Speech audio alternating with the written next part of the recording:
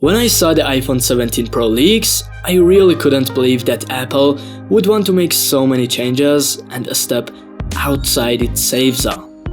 But it seems like we're seeing major updates this year. This is iPhone 17 Pro review, so let's do it out.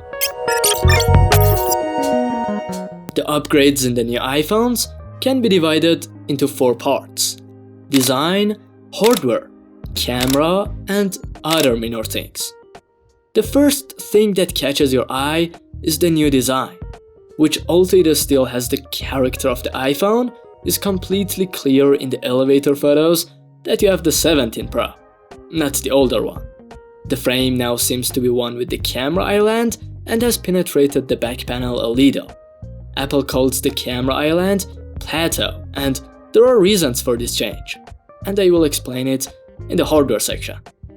Apart from this, you won't see any other changes. The dynamic island is still up there, the bezels of the display are very thin, and the camera control and action button are still there. The body material has also changed a lot. The frame and plateau are now aluminum alloy and not titanium, which is interesting. The back panel is ceramic shield and the front panel is ceramic shield too, which Apple says is 3 times more resistant to scratches. And Jerry's test also shows that it is true. It starts to scratch at level 7. Apple says it has anti-reflective coating, and it does, and it's pretty good, but not as good as the Galaxy. There have been reports that the back is prone to scratches, and I think the matte coating is a bit sensitive. One really weird thing is that this year we don't have black or white, and they added an orange color, which we didn't really have in the Pro series. The only minimal choice is blue now. I really didn't expect to say that about Apple one day. I'm not saying it's bad, it's just weird. Let's move on to the hardware. As expected, it has an A19 Pro. The CPU has grown by about 10 to 15%, but the GPU has been upgraded by 30%, and it has the most powerful hardware yet. The RAM is now 12GB, which I'm really happy about, because due to iOS optimizations with apps, 8GB was competing with Android giants. Now it really seems like no task will close. It's just great. Now all the main hardware is inside the plateau, and aluminum is also a good heat spreader. On the other hand, the vapor chamber has come to the iPhones. The result is predictable. It gets much less hot than the previous generations. And when it does get hot, it can probably cool down with a minute or 2. Apple's new modem called C1X is also inside, which is said to be more power efficient. Before the camera, let me mention the minor changes.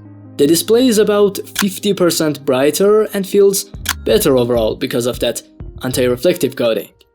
The speakers have a slightly deeper sound and more bass.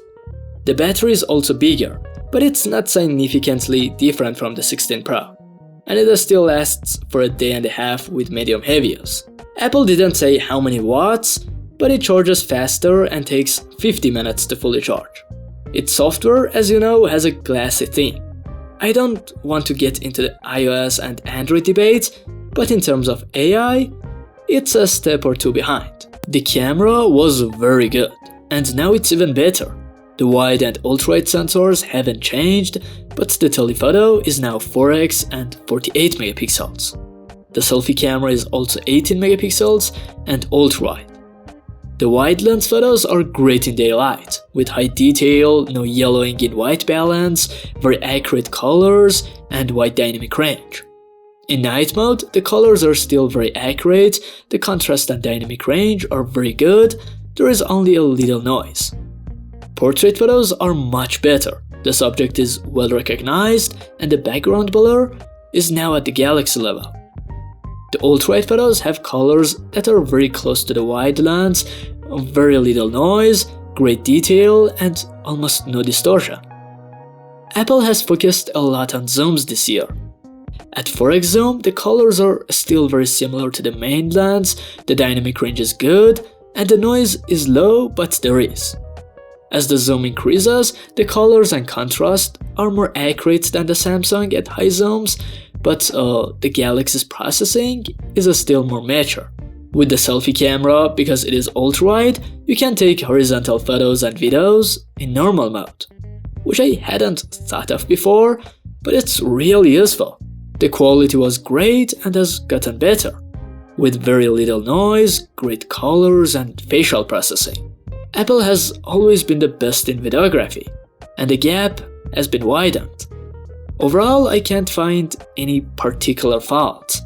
Maybe weak Pro mode. Overall, I'm really happy with this year's iPhones and their upgrades and refresh.